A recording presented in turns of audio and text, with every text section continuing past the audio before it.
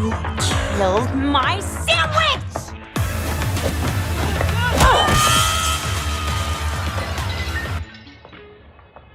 Bye-bye, birdie.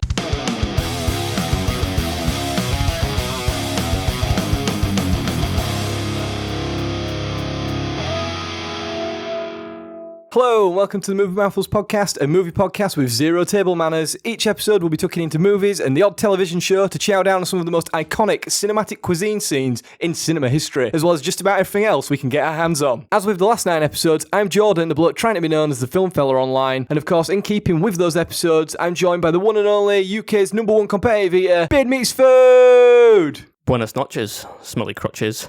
How y'all doing? Charming. How you doing today? I'm all right. Yeah, I'm not too bad. Yeah, it's been a long weekend, man. I don't know. I think we do have some foreign listeners. So it's been the UK bank holiday weekend, and I'm still recovering. Yeah, that means just an extended period of not working. Yeah, and drinking. But drink responsibly, folks. Yep, yeah, I can echo that message. Yeah. So first of all, I want to say again, big thank you to all our new listeners because suddenly we seem to be growing week on week, which is quite exciting. Finally, yeah, it's arousing. Well, I wasn't going to say it, but did I say it out loud? Sorry, I wonder by the table or at an angle. Speaking of which, as well, I was going to mention, again, thanks for everyone that's listening, but also everyone that's following us on social media. We seem to be growing on there as well. Although, please just read the posts on Facebook first, please. Please, it's like an absolute bloodbath on there. It's like a full-on war zone. Like we just say something.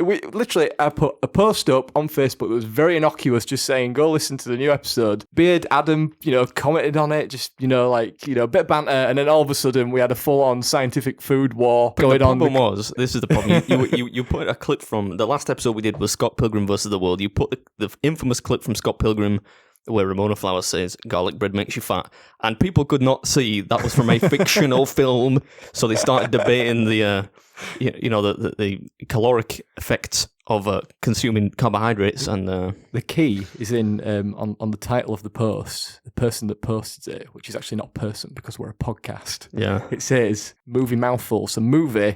The word Mouthfuls, which if you look at the image, is a burger with a VHS tape in it, and it's a podcast. It's a sketchy picture. It was a podcast episode. Anyway, should we get off the online drama? Yes.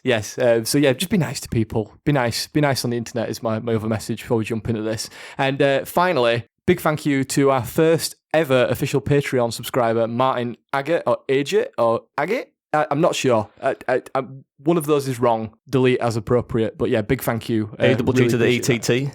There you if you wanted to freestyle rap it like you're Eminem on 8 Mile. I didn't, but I'm glad you did. So thanks for that. As mentioned as well, we're looking into now that we've got some new people who not only are you listening, but you've got to look at that slightly dubious logo that I created. So we're working on getting something a bit better, a bit more shiny and professional looking. You can say professional, very professional. No. Yes, I've got friends in good places. So I thought you were going to say high places. No, well, you don't. So. What are we doing this week, Beard? Let me finish my swig of water there. I need to lubricate the throat before I get into this. This week we are doing... God damn it. Birds of Prey, the fantastic something emancipation of Harley Quinn. Am I close enough? Close. It's Birds of Prey and the Fantabulous emancipation of one Harley Quinn. It was actually renamed. This is a fun fact straight out of the gates here. It actually got renamed partially. It came out for about 2 weeks. Barely anyone went to go see it. I think there was a lot of confusion about whether it was a Harley Quinn film or something else. So DC and Warner took the decision to just chop off all the rest of the name and just called it Birds of Prey, which I don't know if that was a good thing, because I think a lot of people that did want to see it probably believed it was a Harley Quinn film. So that will have probably added to the further confusion. They'd have been better off just calling it Harley Quinn. I remember when it came out, it just being called Birds of Prey. There was no I actually thought when I came to watch this on Sky Store, I think, or some shit, I don't know. I thought, is this a director's cut version? Yeah, they gave it an extra, tag of some kind. Yeah, tag to the title. But no, like you said, that was the original name, I guess. Yeah, I mean, as well, we'll get into it, but it's more of a Harley Quinn film than a Birds of Prey film anyway. So, it's a little bit of a mess. Not as much of a mess as Wonder Woman 1984 that I spent this weekend watching, but that's for another day. I get the feeling this is going to be like a comic book movie therapy session, and I'm going to be sat here just listening to you complain about it. But to be fair, I'm going to do my own share of complaining today. This film was absolute gash. Right, well, with that all being said, should we dive into some general chit-chat? Let's do it.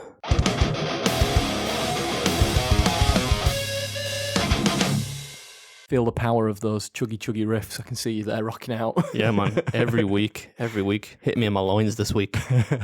You know, one day if we ever film these, depending on how we edit them, the people are just going to see you just like nodding your head, getting more and more into it each week. I was going to say, wait a second, you edit these? Well, I try. So, Birds of Prey. 2020, cast your mind back. 2020, before the world went to hell in a handbasket, pretty much. It was one of the final films that made it out of the gate before everything shut down. So it came out in February or something? Yeah, it was around February time. I think there was this. I can't remember. There was another film that I went to go see, and then that were it. Game over. Everything changed, and here we are. Yeah, here we are. Here we are, living in the bunkers. Quite literally today. So yeah, this film was directed by Kathy Yan. I've looked into it, and I think she is like an up-and-coming director because there isn't a very large back catalogue of anything of note. I'm sure there is, obviously, if you're into your independent films and your short films and stuff, yeah, but I've not seen anything, so I can't comment. But despite being called the film fella, your knowledge of films is reasonably limited. Hey, it's niche. It's neat. I've got a niche. Also, part of the reason that I went down this whole film thing back in the day was that I wanted to watch things that I hadn't seen before, even if the things I should have seen, and then comment on them. So there you go. That was my initial noble plan. endeavour, yeah. And I'm still at it to this day. So I guess casting. Do you want to talk about casting? I know you've got some words to say about some cast members. Let me, you know what, my contribution to this discussion is going to be fairly limited. So let me just kind of get in early and look like I know what I'm doing by saying some actors' names. Margot Robbie, naturally. Correct. Mary Elizabeth Winstead, who we mentioned last week. Again, this looks like we have some kind of idea about what we're doing. Yeah, like a grand plan. We don't really, but she is in it. Ewan McGregor's in it. I forget the dude who plays Victor Zaz. Chris Messina. Yeah, I've seen him in some shit before. He's in Argo, and if you remember that really terrible film where they get stuck in a lift and then the devil tries to kill them all. That's a great film. What the fuck are you talking about, son? I know it is, but it's very, very. Not many people know about it. It's weird. And you know what? It's got my. I've got with a man crush on. What's the guy's name? I keep saying it. Logan Marshall Green, who was also in that movie. I forgot you were even in that until you said that. Then. Yeah, and who I'm missing. Well, obviously I'm missing someone. So you got Ewan McGregor. I don't know what else she's been in, but just for the sake of her being a main character, we should mention her name. So Ella J. Basco plays Cassandra Cain, which is the little girl. You've also got Journey Smollett, who plays Dina Lance, Black Canary. If you haven't watched it, she's in a TV series, a HBO like limited series called Lovecraft Country. I don't watch TV. It's fantastic. So if any of our listeners do watch TV, you should check that out because she's brilliant. And then the only other one that you missed out really of note is Rosie Perez, who plays Renee Montoya. She's from White Men Can't Jump, Pineapple Express, the other guys. She was in a film. She played the alcoholic cop. Yes, yeah. In this film, obviously, not White Men Can't Jump. And in Fearless from 1993, which I haven't seen because it was the year I was born. She took like a 20-year hiatus from acting or something. Well, this was the most noted stuff. All right, okay. So I went with that. But yeah, you got everything. So any thoughts on that cast in general? I'm completely ambivalent to that cast. It's not. I wouldn't say it's. Last week I made the remark about Scott Pilgrim as saying that it was an incredibly good cast, well casted, and the ability level of the cast is good. Mm-hmm. I have nothing negative to say about the ability level of this cast. I just don't fucking know half of them. Basically, that's what I mean, as far as sort of notes for this film or any kind of like what I picked up from watching it, Ewan McGregor is excellent in this. I'm not sure if he's quite the Black Mask from the comics. They've everyone's a little bit different in the DCEU, as we will probably get into at some stage in this conversation. But he's very, it's almost Joker-y-esque, but also he's a mob boss, which is kind of what the Joker is in this universe anyway. But let's not get into that. But he's good. He hams it up. He hams it up really well. He's very flamboyant. The thing I like Ewan McGregor generally speaking. But I thought like his accent was pretty bad in this. that kind of distracted me a little. But he does get like the whole Black Mask thing. He's the limited amount I know is that he's supposed to be like very narcissistic, right? And that comes across very well in Ewan McGregor's portrayal. I love the part actually. It's almost kind of humorous when he say the part with the little boiled heads. Yes, and he's like, I got some fucking dude's boiled head, which is turned into a tiny head to festoon my my little office thing. And he's trying to show off like all the shit that he's got. So his portrayal of him is good. The accent kind of got me a bit though. I get the feeling he doesn't use like an actual voice coach and just kind of he's just gone with it. Yeah, and you can generally tell a little bit when that happens. In contrast, say for example, even though I hate the voice that Margot Robbie does in this as an Aussie, she was in Neighbours when she was a bit younger. See, I use a voice coach. No, I'm joking. Yes. Her American accent is you can tell it's cultivated. Yeah. Clearly, she had the ambition to be in big movies. So, not that I'm saying Ewan McGregor doesn't, the dude's done fucking everything. Yeah. But I just found it a bit distracting. Yeah, It could have been English. Why did I always make it, like, if they're going to change the characters and make them a bit different, make him fucking English. They could have done. It could have still been incredibly flamboyant, and he could have just been brought to Gotham at a young age or whatever. But I think in going with his backstory, like it's to do with like the sort of like from any kind of like Batman lore. If anyone is into the Batman stuff, there's obviously several crime families in Gotham that are all sort of caricature spoofs of like. Well, they make them all Italian, don't they? Yeah, they're all like Falcone and everyone like that, and obviously Roman Sionis, his family are obviously a big. He sounds like a brand of speakers to me. Yeah, that shit ain't right. I've sworn too much. I think I've sworn like 3 times already. You can tell I'm sleepy. You use this as stress relief on this podcast. I bet when it's a film I don't like, I do. Yeah, I'm a bit sleepy today. You're going to be like to use a movie analogy. You think of yourself on this episode. You are like the engineers in NASA HQ in Apollo 13. You've got to try and figure out how to make some amps of energy from me, who has not eaten much for like 2 days. So fair enough. Okay, I'm just going to kick you every now and again. Yeah, that'll work. Yeah, that'll work. Straight in shins. So just some. Well, it's not pointless. It's all information, Adam, but some pointless information because this is what we do on this podcast. Do you want to have a stab at the budget? Let's play a new game where you have a stab at the budget because this is how because you got an inflation adjusted. I'm old now, so I think of things in like 90s money. But it only came out a year ago. Technically, Christ, it only came out a year ago. It's 2021. Yeah, feels like about 4 years during this pandemic. Let me drop in there 200 mil. You think it cost them 200 mil? Budget. Are you going budget or box office? What are you after? That suggests that I'm closer with the box office. Yeah, totally. I think the box office it was 200 million. Meaning its budget was probably.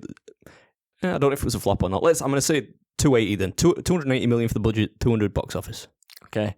Nah, there's no CJ. 150 mil for the budget, 200 for the box office. Okay, so the budget. Let's try to help you, but so the budget was 84.5 million as an estimate in dollars. Fuck. Yeah. Hey, it's fine. Look, this podcast, you're allowed, man. This is you can be as flamboyantly sweary as you want because that's. I'll turn it back now. We're an explicit podcast. We have the little E symbol next to all our episodes. And obviously, the box office for this, not obviously because you didn't know, but the box office for this is 201.8 million. See, this is mad, man. We talked about last week about Scott Pilgrim having a budget of that was what 90 million or something. Yeah, 60 million, and it basically made about 2/3 of the.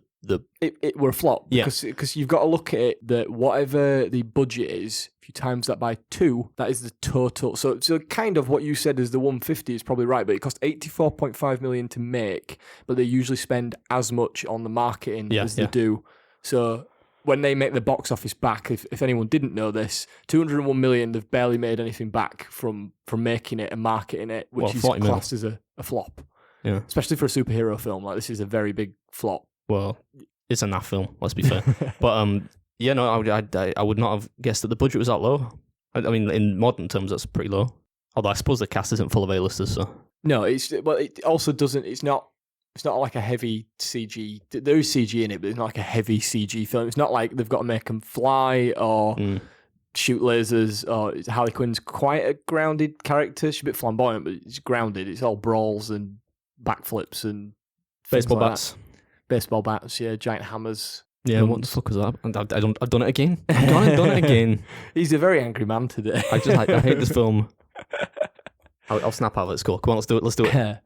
Did you want to talk about in general about this film? Then Don't we normally do like an overview of the actual Oh plot? yeah, good point. We haven't done that. Right, I'm gonna let you go with the overview, and then off podcast you were saying that you were going to struggle because you're not a big fan of the film. Yeah, so I will jump in after and fill in the gaps if you've missed out. I'm gonna go swimming, and when I start to inevitably drown, you're the lifeguard. Right, let's do it. So this is a film based in the DC extended universe. Correct. The very And, convoluted DC extended universe. Yeah, God, doesn't make sense. And it's Joker's. He's off to, I don't know where the heck he is, but so the film essentially follows centrally Harley Quinn, Dr. Harleen Quinzel. Correct. Yeah, man, bonus points. I get a bonus for that. And yeah, it follows her through a series of I don't know what, like, it's miniature adventures. And centrally there's this antagonist, the Black Mask, and basically he goes after. I'm just doing an awful job with this. Okay, I'm gonna help. This is right. Yeah. So she follows the birds of prey, and then they get back at this guy. And Yeah. I mean, in summary, that's fairly accurate. So basically, the whole film is Harley dealing with, as the original title, the Fantabulous Emancipation of herself. She's broke free from the chains and the shackles that have been with the Joker. Jared Leto. Yeah, of Jared Leto, who's. Obviously, the Joker is a known abuser and manipulator, and obviously we barely saw any of that in the first film in this series that introduced this version of Harley Quinn, which was the first Suicide Squad film. So she's broken free from him, and she's trying to be out on her own and do her own thing. But as with all films in general, where someone breaks up with someone, they're finding their feet. She goes through several troubles to get there, doesn't she? It takes a while for her to find herself. She then stumbles into this plot where Black Mask is looking for a certain diamond that has got some coordinates or some details for them to be able to find some sort of money or something. Basically, that is the gist of it, isn't it? That was it. It's a diamond. That's there's that's a the diamond. That's central the plot device. central plot device that ties in the as mentioned Birds of Prey, which are a DC sort of female super team, but they're not really ever super powered. They're usually sort of like vigilantes, a bit like Batman sort of. They're like the characters, like the reserves team, like the Man City reserves kind of thing. No, actually, Man City reserves would be quite good, like Yeovil Town reserves or something like that. So yeah, it's just the formation of that team in this universe, and it collides with Harley, who you kind of following as a central character throughout. That's pretty much it in a nutshell. Yeah, she's kind of your traditional anti-hero. Yes, at this point. Yeah, she is naturally a psycho and a criminal and stuff. Yeah, but it's kind of an action comedy. It tries to be comedic. If I think, personally, it fails quite spectacularly. But you're supposed to like her. That's the gist of it. Yeah, they're trying to paint her as a more sympathetic villain. What they're doing basically in this film, and the idea that I think Margot Robbie had, because she was the one that originally went to DC and Warner and said, I want to make like a 15-rated solo film, and I want the Birds of Prey in it, because believe it or not, she is genuinely interested in this character. I think in a recent quote for the Suicide Squad that's just come out this year, she said that she will play this character forever because she enjoys doing it. So she clearly does so like doing it. That's such a relief to me. I can't wait to when's the next one coming out? Gotham City Sirens is apparently the next one that she's going to be in, which is the next continuation of these. So yeah, so she went to them to do this, and it's clear that they were trying to copy Ryan Reynolds and Deadpool. Like, It's got that kind of level. I've seen that, yeah. It's got that kind of level of comedic undertone that's maybe not quite as well executed. Harley Quinn is a character that is very similar to Deadpool in the sense that they are very much. There's macabre humor. It's kind of like a black comedy, dark comedy. But they're reaching for that level. They're getting nowhere fucking near it. I mean, Deadpool is a good film. Yeah, the first one I didn't watch the second one. Just because I get I mean, don't get me wrong, I don't mind your Avengers, all that stuff, Endgame and stuff. Great films, right? There's some great comic book movies out there, but there's so many of them now. It's just I see us, I'm like, oh god, not another sequel. So you're one of the people that's starting to get a bit of comic book movie fatigue. Oh yeah, man, I don't want to expound on that. I obviously, you know me pretty well. You've known for a long time. I'm like obsessed with all this stuff, so I get right into it, and like I could watch them for ages. But I do have to admit when I see a dud one, like, one just doesn't work. And this is one where it kind of like, it wasn't awful. It's much better than some of the other things, the aforementioned Wonder Woman 1984 that I mentioned in the intro. But yeah, I can see why you don't like it. It's not terrible. It's not great. It's just kind of a bit. The only point of the film that I laughed was when he talked about somebody's boiled head. Yeah, that tells you about how funny it is. I like his level of energy in it. Like I think it's a very average film. I would recommend that if you're into like your comic book stuff and for some reason you'd never got around to watching it, check it out, make your own opinion. Because I hate being the person that tells people what they should and shouldn't watch. I think at the end of the day, everyone has a different opinion. But just be aware that it might not blow your socks off to the level that, say, like what Adam's just said, like an Avengers Endgame or something like that. There isn't, it's watchable. It's a popcorn movie, isn't it? Really. That's a good way of putting it, yeah. Based on the stuff that I did like from it, to just see whether we can try and pull anything from you where you might like it. What about the police evidence, like the lock-up fight scene? So not the initial, she goes in and takes on the actual police, but the bit after that where they're in the lock-up, where she's picking up different weapons and using different stuff. It kind of, that scene, for a fight scene, which obviously, again, as you just mentioned, fatigue, people see loads of comic book fight scenes these days.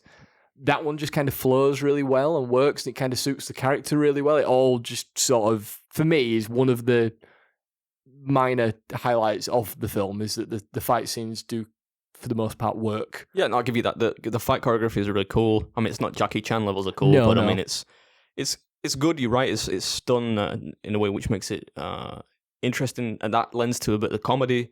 So yeah, I agree with you. That's, if I was going to pick maybe one area in which it did succeed, it would be fisticuffs.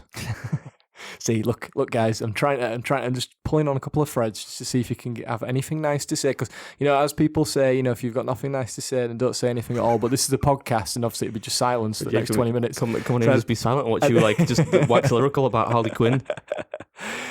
Do you think then that this portrayal, this version, which is a continuation, this is meant to be following on from the 2016 Suicide Squad? I would say that if I'm going to take another positive from this, she's better in this, and she's been slightly better written than she was in that film. She's more of an ugly, eye candy caricature type in Suicide Squad, whereas in this, they fleshed her out a bit and give her a bit of an actual character. But yeah, I mean that's natural, isn't it? Because I suppose in the Suicide Squad they're following a number of people, and they do go to some lengths to explain who everyone is. They don't do a great deal of that with Harley Quinn, but in this film, yeah, at least she has. I'm not going to say Margot Robbie's. She certainly doesn't play a bad character. No. But yeah, I think it becomes a bit tedious after, I don't know, 13 minutes, I think. But yeah, I'm not going to criticize the acting or anything like that. And yeah, she has more of a story. It's more of a character study, right? And it goes into some interesting themes about codependence and stuff, because she talks about how much she just wants somebody to kind of control her a bit like the Joker did, and then as the title suggests, she's at some point emancipated from that view of life. And yeah, I get the feeling that it's almost kind of a bit of a kind of twisted chick flick. That's not meant to be condescending anyway. What I just mean is it's one of those kind of kind of an empowerment film. So I think you could enjoy it on that level. It's just not a very good film. Yeah, no. I'm going to stop trying to drag some stuff out of you. I just thought that there are a couple of points when I've watched it back where I was like, actually, these are the things that it maybe does well. You could say one thing: it's better than Burnt. It's better than that. Our worst episode, people. Go listen to it just to see us lose his minds over it. It's it needs some ears around it. It makes sense, doesn't it? There's like an odd satisfaction I get in that. There's the worst movie, the worst performing episode of the podcast. For now. For now, yeah. There's always time to get worse. Disappointingly, I mean, we're going off on a bit of a sidetrack here because we can. Of those two, we did Chef, and Chef is the second least listened to episode, and that is a fantastic film. So go listen to that one, then go listen to the Burnt one. And then watch one of those films.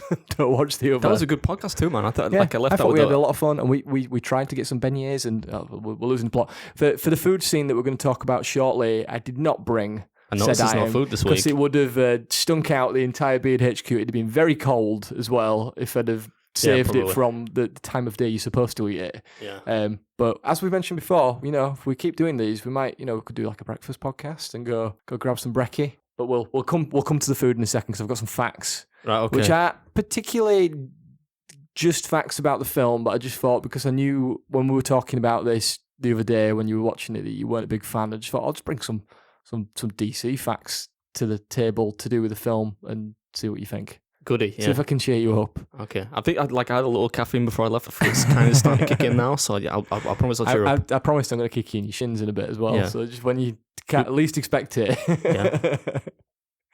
So this is actually to do with the film before I say anything else, but did you know that Journey Smollett, she was actually, I was confused earlier because I was looking for like the cast, and her name when I last looked at this was Journey Smollett Bell, but she's had a divorce, so she's now called Journey Smollett. Reminds me of the band Journey, obviously.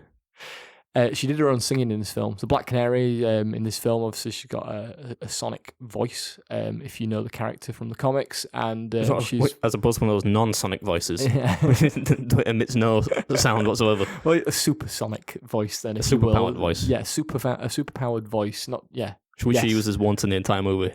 Yeah, which is really frustrating because it builds it up for ages and it does it, and it's probably the best variation of it I've ever seen because there's this shitty CW TV series. Apologies if you do like those shows, but they went down the pan very quickly. It's in that, but the CG in that's terrible. In this, it's quite good, but Adam is right. They literally use it once, and it's like you've got her right there. She's a badass as well. She's like really good in the film, the fight scenes, but just use the powers that you could have got out of so many more other situations. Scream at some people. Yeah, but she does her own singing in the film. So the singing in the club was all her. That was her. Yeah. That kind of connects to last week when we talk about Brie Larson doing the singing too. Yeah, there you go. See, look, it's full of connections. I mean, you did joke about the Mary Elizabeth Winstead stuff earlier, but we did genuinely pick this film because of that link. Yeah, we did. Yeah. and the comic bookiness that Yes. segues between. So I did. In fact, let me go back to real quick because if I could, there aren't going to be many things about this film that I like. One thing that did make me laugh a little, more like a low chuckle than a laugh. But the fact that she keeps trying to call herself Huntress, yes, and they're like, yeah. no, you're like, what's her real name? I forget her name now. So her real name, she's one of the Bertinellis. So she is Helena Bertinelli. And they're like, oh, you're that girl. And she's like, no, I'm called Huntress. That did make me laugh a little bit. Yeah, the comedy up because in like the comics and like I mentioned before, and there's like the CW, the Arrow show that Huntress is in as well. She's normally a Batman sort of character in the comics, but she's normally more serious, and they've obviously like leaned into the comedy aspect that she's really good and she can do. She did it in Scott Pilgrim and stuff. They've kind of leaned into that kind of punky comedy, sort of aloof. I don't really know that she did you know what comedy. I mean? She was the foil for the comedy. She was the joke, an element of the joke production. But I mean, she's good in this. Yeah. I mean, and she's handy with a crossbow, which they keep confusing for a bow and arrow somehow. Yeah, two different weapons. If you ever played any good RPG, you're gonna know those are two different things. Well, yeah, exactly. One uses bolts. Indeed. There we go. Look, there's all my crossbow knowledge. There you go. Wow. What kind of I'm hoping for from this film as well before I jump into anything else. Black Canary is obviously a Green Arrow associated character. Oh yeah, obviously. Yeah. I would quite like a Green Arrow film. I just think that the TV series was good for 2 seasons. Don't come at me about like any others.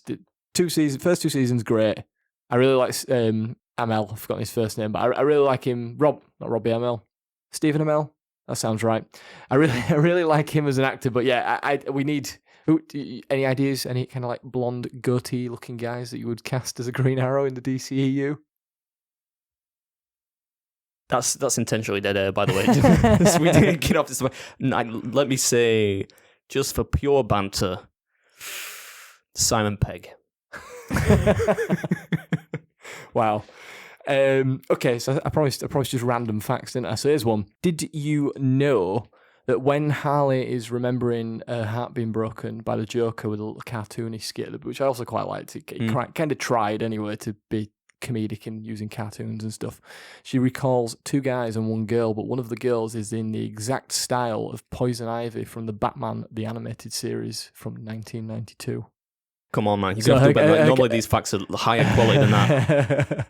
Well, her character has a long romance with Poison Ivy in the comics, so she's bisexual, so that's what it was hinting at. Also, did you know that Harley Quinn was actually created in the Batman, the animated series? She did not exist prior to the original cartoon series with Kevin Can I shock Conroy. you? Can I shock you? Go on. I didn't know that. No, I didn't? didn't know that at all. No. No, she's like she's quite a recent addition to like Batman lore or characters or whatever. So she was invented for the animated series, and then because she was so popular, she's then ended up in comics and TV and film and stuff like that. Nice. So yeah, blew your mind right Yeah. there. There you go. The hyena is also from the animated series. So in the animated series, she has two hyenas called Bud and Lou, named after comic duo Bud Abbott and Louis Costello. But in this one, they can only do one because they couldn't afford to use the effects for two. Also, did you know that it was a photorealistic animation that was dubbed over a Alsatian? I didn't know that. No, that's quite an interesting one. It would have been more interesting if they had Whoopi Goldberg voice it, like in Lion King. That would have been... They missed the trick there, man. It might kind of stretch too far. I mean, it does. When I'm watching that scene where they're using the it's food related, where she shares Finally, I'm getting onto the food. like a red vine, like a Twizzler from Yeah. America, which are absolutely excellent. I love those things. She shares it with Bruce, that she's named obviously after that hunky Wayne guy, Yeah. because in this universe she's obviously got the hots for Bruce Wayne. Who doesn't? Yeah, well, yeah, obviously. It's a dog, so she was having to share food because she'll have done that. She'll have actually done that with a dog. I don't know if I would share red vines with a dog. One, I like them too much to share them with anyone, and two, a dog. Yeah, no, not feeling that, man. Bit slobbery, but actors do a lot of stuff that sometimes you. I mean, if I was being paid whatever the heck she was being paid for this film, I probably would I'll have done. snog this dog. I'd eat the dog. I'm joking. I wouldn't eat the dog. Don't get don't call Peter on me. There'd be like a helicopter with the agents of Peter coming down and be like, "Put the dog down." Be like vegan police last week. See, look, all these links, man. God, I'm going through it. I know that you're not going to like any of these facts, so I'm just trying to think whether we should. There just are more skip them. facts. Good lord. Okay, here's a link that I thought was interesting just because it ties into our very first episode. So think back to that romantic day when we first sat down and we talked about Pulp Fiction and that lovely Hawaiian burger joint. Remember? I do remember. I remember. They were that was a good innocent episode. times. I remember that. They were innocent times where we didn't know if anyone were ever going to listen to us or pay any attention. So during the production of this film, the working title was called Fox Force 5. Do you know why that's relevant to Pulp Fiction? No. So Fox Force 5 was the name of a fictional television show that never made it past the production of its pilot in the movie Pulp Fiction. So when Vince is having the conversation when they're going up to the apartment before the infamous scene that we talked about? Yeah. And they're talking about, we were on about all the minutiae about cinema and how, films and TV shows get made and all that kind of crap. Yeah. It's that. So I just thought it was a nice little link, nice little fact people probably don't know. You did a deep dive to get that one. Yeah. I mean, I'm scraping the barrel here. Right? Yeah, very Should much we move so. on? Let's move on. So that is pretty much everything you'd want to know about Birds of Prey and the Fantabulous Emancipation of one Harley Quinn. Should we go home now? Oh, No, there's a food scene. We ain't talking about the goddamn. That's the only reason I came is the food scene. The food scene, yeah, God, yeah. So, should we go into that and you can tell people what said food scene is? And there's actually some facts about the food scene. Would More you facts, believe? please. More facts before you fall asleep. Let's do it.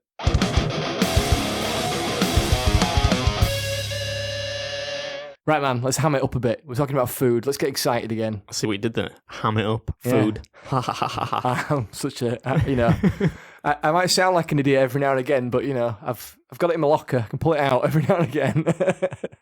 So, what are we talking about? What are we skirting around? A breakfast sandwich? A breakfast sandwich. Not just any breakfast sandwich. This breakfast sandwich has an arc. Yeah, it's one a of the central character. They should have got somebody to play the sandwich. Yeah, but that's probably the only bit that they didn't do with this sandwich, because this sandwich, it sounds silly, but for a scene, it starts off the sort of the wheels in motion for characters colliding. Yes. It also arcs back to said characters later on in the film where said sandwich is referenced. And then at the very end, it ties itself up in a neat, lovely, pretty little bow with, they finally get, it almost feels like this is all Harley wanted all the way through the film, was just to have a bite of the sandwich. Yeah. And she finally gets it. So I can appreciate on that level. There's nothing worse than when somebody interrupts me when I'm eating. yeah, I can't stand that. And her interruption was quite big. So we're talking about, I'd say infamous, but it only came out last year, but maybe one day it will be, the breakfast sandwich scene. So you want to tell the people the constituent parts of this sandwich. I can do. So the sandwich itself, according to Harley Quinn, who's doing her own sort of narration at this point. So it cuts to Harley Quinn doing a voiceover about the whack job with the penchant for peeling faces is Roman Sionis, which is Black Mask. Yeah. And it skips to her being in her favourite, it looks like a bodega. It's an American like shop with, they normally have like a food counter, don't they? Yeah. See, look, I know my shit. And the fact that he wants me dead hasn't yet hit the radar. See, I was halfway across town. She was hungover. So first thing I can relate to is when you're hungover, you want a big dirty breakfast sandwich, right? Indeed. So she's thinking about breakfast. It's an egg, bacon, American cheese, soft, toasty buttered roll, and with just a dash of hot sauce, but not too much. As she tells I Sal. related to her on that level. Just a little bit. The dude's about to go Just wild go with ham. with Just a dash. She says, "Pack it in, lad." Just a dash or two. It's in one of those kind of like controlled bottles. You get the idea, it just kind of splashes out a little bit. Yeah. And he's about to go wild. Even though she's been eating it, it's implied for a while. Yeah. It's her favourite sandwich. Yeah. He still hasn't figured out this is what kind of restaurateur this bloke is. He doesn't know how much hot sauce she wants. And she's the only girl in the place. As far as I can tell. For God's sake, Sal, honestly. Get your shit together, Sal. So yeah, that is the start of the whole scene in itself. Then turns into a chase scene. Yeah. So it's sandwiched, if you will, between. I bet you wrote that down, didn't you? I didn't actually. That just came to me right now. Top class improv. It's sandwiched between her obviously ordering it and doing this inner monologue narration about the sandwich. Just some things of note from that inner monologue. So she carries on talking to herself in her head.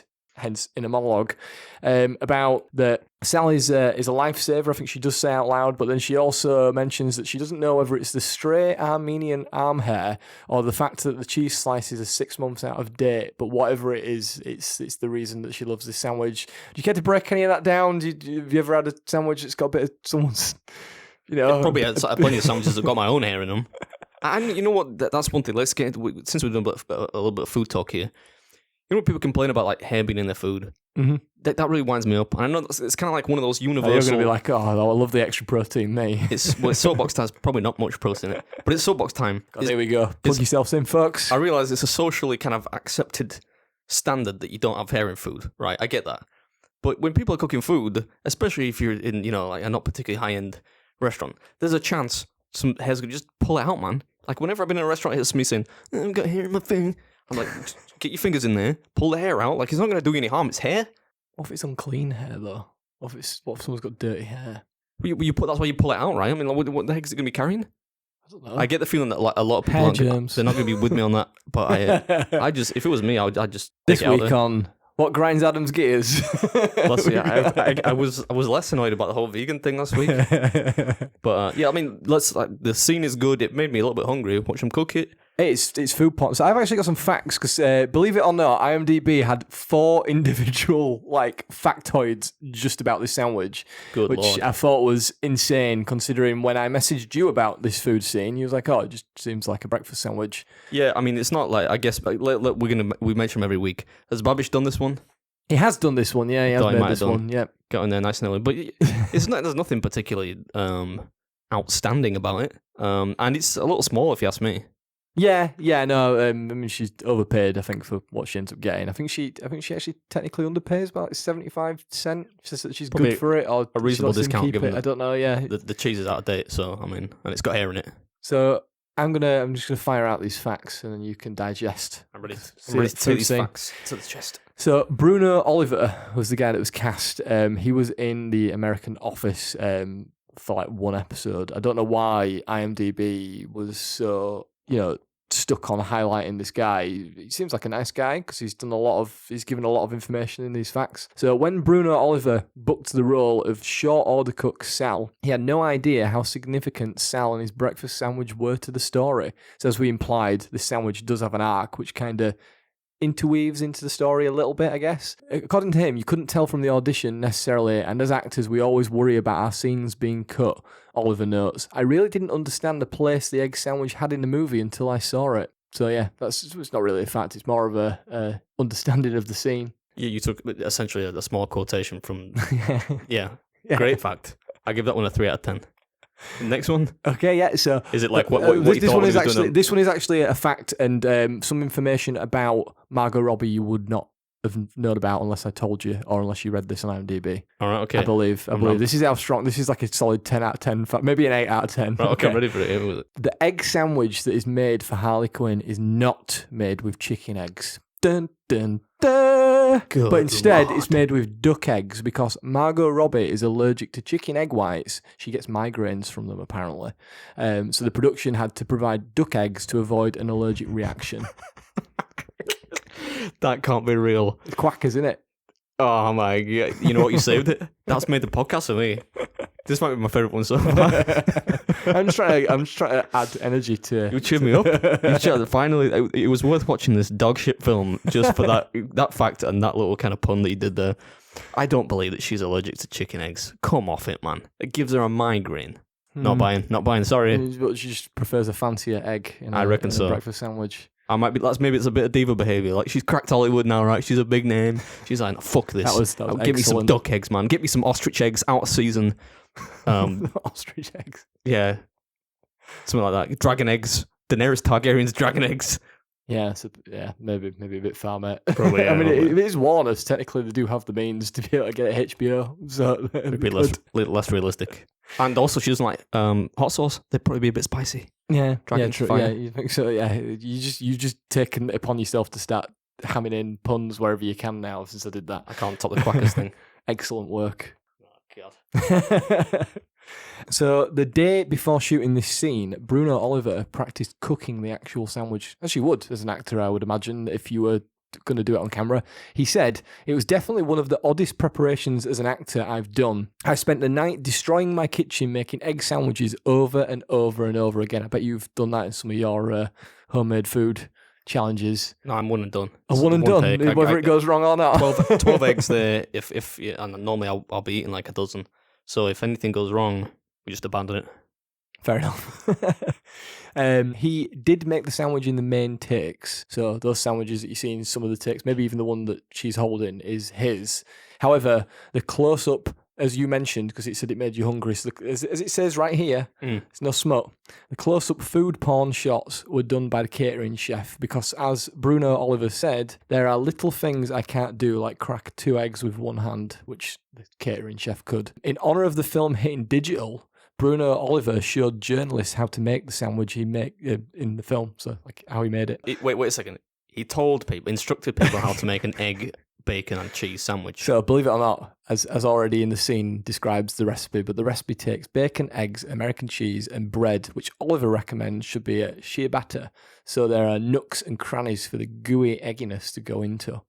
Pretty good choice of bread, to be fair, if you're going to make like a quite crispy. It doesn't look like ciabatta in the film. No, it's not. It's just like... It looks like it's some kind of brioche style. Yeah. So he's already deviated. What's this guy doing, man? He's trying to launch himself a cooking career or something. It's apparently just his one egg sandwich. There's like several variations of the egg sandwich. You know what? You can cook it in a baguette. You can cook it in soggy, but you can cook it even in crustless bread. 50-50 Kingsmill. Half and half, like whatever you want. Apparently, also, according to this fact, I've included the full thing because you get everything here. Okay. Because of COVID-19 and the pandemic that COVID-19 was, Oliver had to go to 4 different stores within 1 week to find all of those ingredients to show these journalists. A worthy trip, I imagine. Yeah. Well, he's clearly he's milked it for all it's worth, hasn't he? Yeah. It's his golden egg, if you were, I guess. It's got to stop. I was gonna mention this anyways, like a bit before we wrap up this scene. Have you noticed that during this film, Harley is like obsessed with food anyway? So she's always looking for something to eat. So like even if she's fighting people, she's pursuing this sandwich. She takes refuge and lives above like a Taiwanese food shop where she gets like this extra spicy Mongolian beef, which sounds quite interesting. I'd maybe try it. I quite like my spicy food, so I might give it a go. And obviously she robs the grocery store as well and nicks a load of shit from there as well. So she's just constantly eating. I'm not sure if it's like Brad Pitt levels from like the Ocean's film where he's just eating constantly, which we will have to do at some point. But yeah. After watching it and then checking out this fact on IMDb, it's a bit of a loose fact because it's it's a in the mere film. observation. Yeah. No, I actually didn't notice that at the time. I noticed that a couple of because normally when I'm forced to watch these films in preparation, obviously I take note of anything that crosses the anything edible, basically. Basically anything goes behind somebody's teeth, be it food or drink. I didn't give a shit after the first 14 minutes, so like I didn't notice that, but no, I kind of got that she was eating and snacking now and then. That was all the facts, man. That were all of them. I feel like I'm full of facts now. I peaked on that second one, didn't I? And yeah, it's you gone downhill from you there. don't have to. I mean, you can prepare all the facts you want. You should have got out after the second one. Trying to think what else we can dissect in this food scene. I believe you hadn't even mentioned it. I can't believe you of all people hasn't mentioned it. This sandwich has its own theme. It's got Barry White's "I'm Gonna Love You Just a Little More, Baby" as its White. theme. I mean, everyone loves a bit of Barry White. I don't think a sandwich has ever been as sexy. It's like the more I give, the more you want. He's making like strict eye contact with me while he's doing this. I feel a bit scared. The Walrus of Love. Ain't that just the worst nickname? Why do they call him that? Poor bloke. Anyway, have you seen a breakfast sandwich with its own theme song before? So she's clearly in love with the sandwich. Is the point that we get? Like, she's a bit of an erratic character, and therefore her be all and end all is this sandwich that's going to change her life because she's now decided that she's free of the Joker and wants to go out into the world on her own. Should point out this is after she's blown up Ace Chemicals. Yeah. So it's her victory morning after she got pissed. She blew up Ace Chemicals, where the start of her romance and intertwining nature with the Joker, well, where she became Harley Quinn because she knew him from Arkham, I guess, before then. And now in this is her triumphant first day in the life of the emancipated Harley Quinn. Indeed. And she has her favourite sandwich. When you put it like this, you really see how loose and floppy the whole storyline of this film is. It's floppier than the damn sandwich. Somebody knocked a sandwich over as well. Yeah, so Montoya, so that's what I was getting at as well, the arc. So the three-part arc of the sandwich and the driving force of the film, other than the diamond, I guess, is that Montoya, everyone's out to get her because now everyone knows that I think the detectives, Montoya and her team know that she's the one that's probably blown up Ace Chemicals because she's the only person that would. Everyone knows that she's broken up with Mr. J at this point, so everyone that was scared to go near her because they were terrified of the Joker is now trying to get like the pound of flesh, basically, and trying to get at her. So it is quite an entertaining chase sequence that starts. So she runs off with a sandwich. She then nicks some stuff from a couple of market stalls because why not? It's like a shiny purse or something like that. And then it goes through a couple of the people that you've already seen in the film up till this point that she's got grievances with. So there's the roller derby dummy because she broke that roller derby player's nose when she was skating around at the beginning, so she throws a toaster on top of her or something. Roller derby. Yeah, roller derby, Nice. Yeah, whatever however you call it, whatever it is it a real sport? I don't know. Someone's going to get upset for me saying that. There's the guy who she gets Bruce from, the hyena. His brother is out to get her because, as it shows in the flashback, she got the hyena and then let her eat him because I think he was being pervy at the time when she was trying to buy him. Yeah. And and then finally Mr. Sionis, obviously Sionis, Black Mask's driver, who in the club the night before, she jumped up in the air and broke his legs in a very, very graphic manner by literally just coming down on them whilst they were laid out on a table. Like a Granit Xhaka tackle that was, just flew in there about kneecap height. That's an Arsenal reference if any of our other listeners who don't follow football wanted to know. Oh yeah, I drifted off then, and that was the nearest comparison I could make. Incidentally, the only other thing I want to mention about that Black Mask guy, played by Ewan McGregor, what the heck is with the pink jacket and the tan pants? That's a bold look. Nobody's pulling that off. Yeah. Apart from somebody that commands a lot of respect because he kills lots of people. Yeah, he can do what he wants, can't he? You're not going to say out to him. He's got a psychopath as his henchman. Why does he only put the mask on at the end? I don't know, because he's got an obsession with masks as well. You think I he'd be wanted, wearing I it all wanted the time. like him to put it on. Like this is the movie crossover that we need. He puts the mask on and kind of goes like the movie The Mask, you know. They got the wrong one. a couple of shit, not that one. Takes it off, but that's for a different occasion. It's Loki's mask in it as well, so some connections there to comic books. I mean, I think Mask is actually originally a comic book property as well. Yes, it was. To round this out, tragedy finally strikes. She gets rugby tackled by Montoya, and in a very slow motion, sad scene with some epic sort of sad music, the sandwich falls onto the floor. And I thought, if anything from this film, you of all people, Mr. Beard Meets Food, would be quite upset if someone. Yeah, but I just pick it straight back up and eat it. Oh, no, you totally would. Yeah, like, that's Five Guys or whatever. I'd be like, yoink. Scoop. It is a sad moment. I've we've all been there. We've had something that we've really wanted to eat, and it's just gone. Someone's not taking. I was actually at the cinema once with one of my friends, and he got one of those waffles with the ice cream on top. Yeah. And he literally got to the seat, and even you probably wouldn't eat something like that that's fallen on the cinema floor, surely. Cinema floors are disgusting. He literally sat down, and within 2 seconds of sitting down, he dropped it, and it literally, the weight of it, like, because like a buttered piece of toast or whatever, because it had ice cream on it, just went ice cream down on the floor. It was a sad moment. To me, there should be a rule in cinemas against just any kind of messy, like popcorn, cool, right? Although it's not practical because it's loud. Yeah, I think it's like if I ran some kind of autocratic state here in England, and I had the opportunity to make certain demands of industries, I'd say, listen, cinema industry, no popcorn. Let's do, I don't know, something kind of wet Jaffa cakes or something like that, right? You're not going to hear those, and definitely no messy shit, because there's been like a bit of pre-COVID, there's a bit of a renaissance, right, in movie going. Like you got Everyman, and it was a little different. You're getting big slices of sloppy pizza, beer. It's got to be a sanitized environment, if you ask me. Right, okay, so there you go. Another that's my soapbox by Beard. Don't go to the cinema, don't enjoy yourself, don't eat what you want. The nachos thing gets me as well. Like, do you want some cheese on your nachos? What, so I can go into a pitch black fucking room, spill it everywhere, try to see my seat, and then spill nacho cheese all over the place? Great idea. I've got to admit, there are, like, I hate the hot dogs there, just because they stink. And why do they cost so much? Cost far too much, and they stink. I've never eaten one from there, but I've been sat next to people with them, and it's just... They've been on the roller for literally 13 years. And then someone buys it and sits like 2 seats down from you, and you just get that constant waft of some disgusting, awful... We're going off on a massive tangent here. Pig anus. Yeah, smells nice. Yeah, they're just not nice. And as, to wrap this up, as I mentioned, the sandwich comes back when Harley meets Montoya at Amusement Mile, which is one of Joker's old haunts. And as if you hopefully didn't skip the intro to this, she kicks her out of a window because she killed her sandwich, as she says, which is quite the vendetta to hold that level of anger and then yeet someone out of a window. She's fine. She comes back, but somehow survives this fall. Yeah, despite being entirely human. Yeah. Well, they're all human. Yeah, but she's not even implied to be. She just has she's just a cop. She has an alcohol addiction and a gun, basically.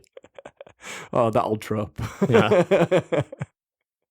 And then, at the very end, she finally gets a sandwich, and it's happy days, the happy ending that she wanted. Yeah. So that's it. That's the iconic breakfast sandwich scene. Did you learn something new? You learned that Margot Robbie only can eat duck eggs, apparently. Yeah, I'm still not buying that, by the way, but we got a good pun out of it. We did. Is there what else that you want to mention about this film, or should we wrap this up? I think one thing, which I thought we would have paid some kind of lip service to, and that's the girl eating the diamond. Oh yeah, go on then. Yeah. And then, at one stage, this girl eats the diamond, which is for some reason valuable, which I've totally forgotten. But the crime boss dude wants it. She eats it, and I think she kind of regrets it because she knows that these mobsters are gonna probably cut it out of her. But Harley Quinn needs it, right? So she tries to go the other way, tries to lax it out of her, gets some laxatives in there, and it concerns me how long it takes for her to pass the. Yeah, it's strange that this kid's just got like an iron stomach. And... She has some kind of constipation issue. All she needs to do is maybe a few coffees, a little bit of warm prune juice, maybe. That would have got it out of her. I would have got that thing out of her, no problem. Squeeze her head a bit. But And yeah, on it's that a big note- fucking diamond too, man. Yeah, I just Maybe she's a competitive eater, or she's going to be. If that character exists in the real world, you could throw up some numbers at Coney, man. You could do it. diamonds. Well, yeah, but Just eating it's probably diamonds. transferable. If you can eat a diamond the size of a fist, you could probably eat, like a decent amount of hot dogs. I'm waiting for your next episode. You're just like, right, I'm going to eat this diamond. Yeah, don't ask him to do that, folks. I still want to carry on doing the podcast. Can't even with him. afford I don't diamonds. want- I don't Can want his- barely afford Five Guys. Don't want his innards to be shredded to pieces by diamonds. And on that note, should we go to the outro? Please, I never wanted it so bad.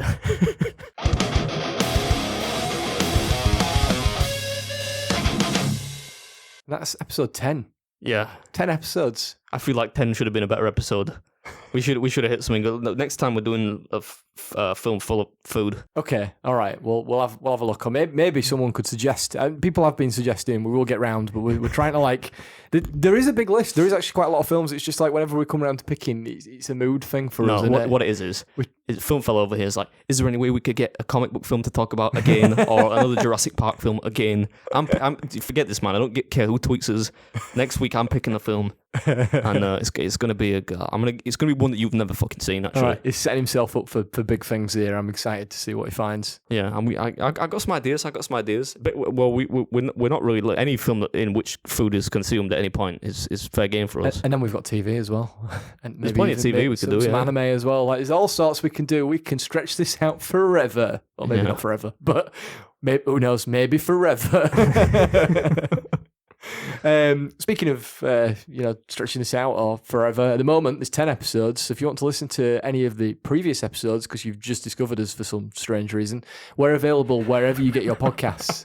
Nobody's going to listen to this one and want to listen to more. I hope everyone skips episode 10. Go watch Go listen to the Inglourious Basterds one or Chef. Those are the two standouts, I think. Way to kill our audience, Beard. But if you want to listen to us anywhere else, on any other podcast platform, we're available on all of them. I actually got an email the other week from Amazon saying we would like your podcast on our service. So we weren't on Amazon. So if you are an Amazon music subscriber, then you can find us on there now. We've been because I've solicited uploaded by this- Amazon. Yeah, we actually got an email saying, I Lord. think it's because we hit the charts, so all of a sudden people were like, ooh, these guys. Any we're closer- slowly sinking down the chart. So if people could start listening again, that would be great. Well, we should have done a better episode than this, and we should have capitalised on that. So yeah, we're available on all your podcast providers, and if we get any more random emails for others, I will keep adding us to them. Make sure to give us a subscribe on whichever platform you are listening on. If it says follow instead of subscribe, then that's the same thing. Click on that as well. And if you would like to, give us a star review on whatever platform you're on, it's usually Apple Podcasts. That's the big one. That's the one that we would like the reviews, please. But if your other service provider has them, then, Can't hurt, can it? yeah, just chuck it. Look, we just want reviews. We want stars, reviews, and for people to maybe discover us that never knew they needed us in their life until that very day that they saw that review from you. I'm talking to you, the listener. I don't know which one of you, but I'm talking to There is one only of you. one. You're talking to one person, literally. We've got your we've mum. got- Talking about your mum. If you're there, subscribe, mum. Hey, no. Well, actually, technically, we could be talking to Martin, our Oh, I Patreon totally forgot, subscriber. yeah. I guess as well, if you're going to follow us and all them, you should probably follow us on our social handles. But as mentioned at the beginning of this podcast, please stop fighting between yourselves. Please read the post. And How many followers we got now on whichever is we're actually up to about 250 on Facebook. We're on about 70 on Twitter, which I'm far more active on the Twitter channel, folks. So if you want to come over and just see random tweets, then come join us on Twitter at Movie Mouthfuls. But if you're a Facebook person or an Instagram person, we are also at Movie Mouthfuls. If it turns out that Facebook becomes a bit of a battleground, maybe we'll stop doing it as much. I don't know. But yeah, tell your friends, follow us. That'd be great. Yeah, no, it would be. Yeah. If you want to follow me, you can do over on Twitter. Oh, you know what this is reminding me of? God, this is the only good thing to come out of this podcast. Do you remember that song by Uncle Cracker? Follow me, everything is all right. Yep. I'll be the one to tuck you in at night. I'm not going to do that.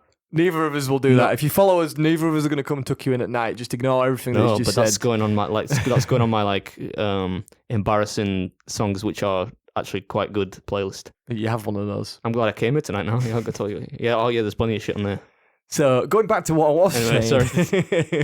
if you want to follow me on Twitter, you can do at @thefilmfella_. Just as an idea of what I've been posting recently, I had a very I picked these films myself because I wanted to have my own opinion, but I've had a very bad weekend of films recently where I've watched some absolutely diabolical stuff. So if you want to you're not alone with if you that. just want to hear the inner workings of my brain as I start to watch things, I usually jump on Twitter and post out whatever bit of sort of mental diarrhea comes in there straight onto the filmfella_.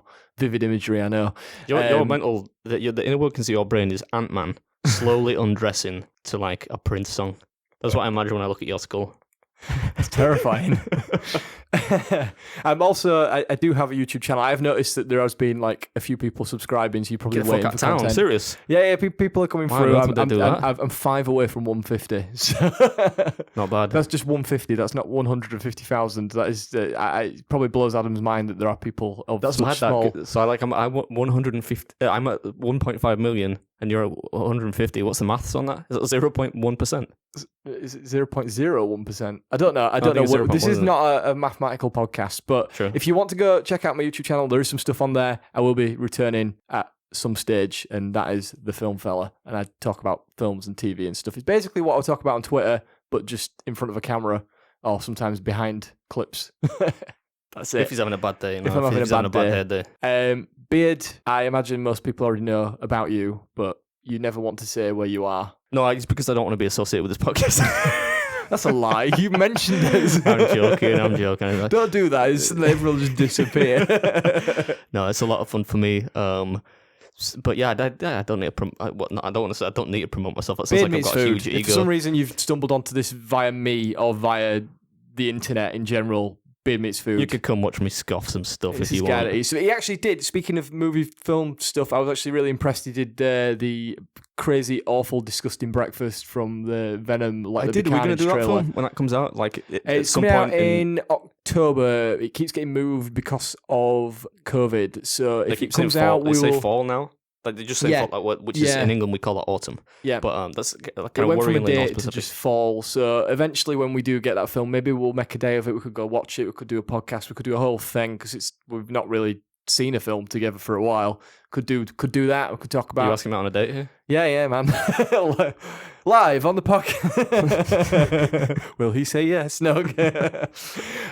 But yeah, we'll check that out because that video was insane. The only thing I was a bit disappointed you didn't put the disgusting splodge of tomato ketchup on it that he does. I don't know if it clearly escaped your attention. It wasn't a particularly well thought out video. Which is probably why it tanked. You got a lazy Susan that you never used once. Yeah, I know. I wanted to do a spinny B-roll thing, and then we loaded it up with so much shit that like if I spun it, It spun just it, flew off it would have everywhere. just hit like Mrs. B would have had a fucking waffle in the eye. Hey, it would have been carnage.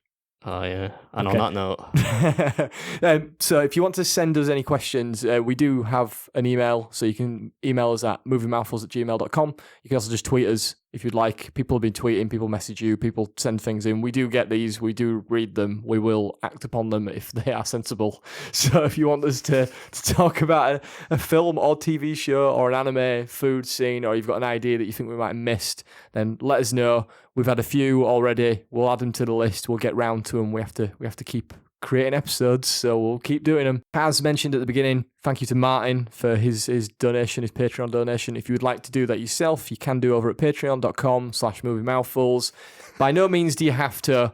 We don't expect anything from it, but if you do it, we'll put it into the podcast. So anything that we get from that, we'll bring back in and try and make this a little bit better for you guys. anything we get on Patreon, I'm gonna put together into like a little fund to have this film You're going to send me to college? expunged from cinema history. No, it's not that bad, but I might do that with Burnt though. Or just tried to pay to get burnt taken Just down. get this, just gets taken away from every digital download service, every cinema museum. You better be careful. We'll end up with like more money than we can deal with on Patreon sometime. As always, big thank you to Lee. If you are listening to the podcast, mate, we appreciate your musical tunes. Also, a big thank you to Damon, who is working on our new sort of logo, I guess, that we're... The very necessary logo you need to have when you have a podcast. Yeah, we need to up his game a little bit because I just slapped one together and didn't realise anyone was going to listen to us, and now here we are. So Here we are. we'll 10 make it a bit episodes more down the line. visually exciting for you. But we'll be back very soon, hopefully with a more energized beard. And I do. I'm going to be serious here for a second because I know some people do listen all the way to the end. I do. I'm so knackered this week. I've literally eaten like I don't know. I'm running on. I think probably white blood cells or something at this point. Like there's no energy left in my body. So that combined with the fact this film was flipping terrible has kind of led me to being the slightly. I mean, some people might even be shocked. Might think, he's having a bad day. He's not always happy, which is true. But yeah, I mean, hopefully you found some enjoyment in my cynicism. So yeah, but don't we always? We'll film some more episodes. I'm trying to hook us up a decent podcast studio because right now, even though we're in HQ, a Beard HQ, it's not a well-treated room, and we could. Well, I mean, Jordan's on a stool. God bless him. It's like his posture's just suffering. It's already pretty bad. Yeah, but yeah. So we'll improve as we go. I'm sure. Well, I'm not sure. In fact, if anything, we seem to be getting worse. But we'll do our best. Also, I'm going to be in Canada soon, so we're going to have to stack up some episodes. Yeah, we'll figure something out for when beard is away, so you don't have to go without. But until next time, remember to never share confectionery snacks with a hyena, because it probably won't end well. And never wear a tan sports coat with pink. Was it the other way around? Never wear a pink sports coat with tan pants, even if you're Ewan McGregor. Not even Obi-Wan gets away with that. And on that note, we'll see you in a bit.